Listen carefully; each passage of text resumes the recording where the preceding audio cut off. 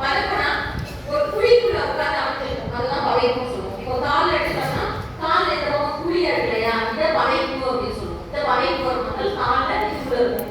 கையில முழங்கை பக்கத்துலனால முழங்கை பதைப்பு வரும். கோழிக்கண்ணு வரும்.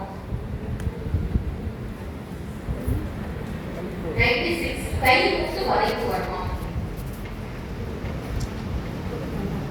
97 புறத ஆடை விசை நரம்பு, அப்படியே அதுக்கு ஆப்போசிட்ல இந்த இடம் பதைப்பு வரும். அப்படியே அதுக்கு ஆப்போசிட்ல எந்த பக்கம் புறத ஆடை விசை நரம்பு வரும்.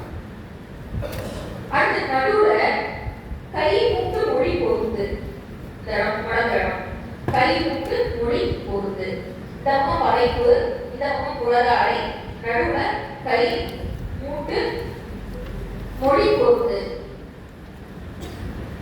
அடுத்து 99 அப்படியே பின்னாடி முட்டு கை மட்டை வரணும்.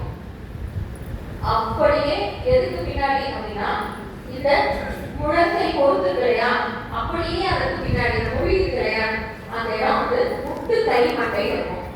முட்டு கை மட்டை வரணும் பின்னாடி. முட்டி முட்டு கை மட்டை வரணும்.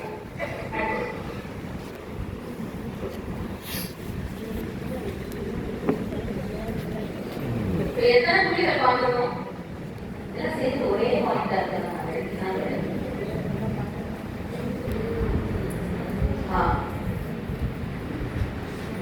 கை மேல இருக்குல்ல, உயர் அடுக்கு, உயர் மேல் அடுக்கு, உயர் கீழ் அடுக்கு. அடுத்து முழங்கை அடுக்கு, முழங்கை மேல் அடுக்கு, முழங்கை கீழ் அடுக்கு.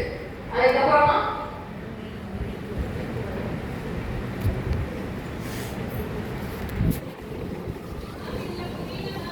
இதுல புரியல.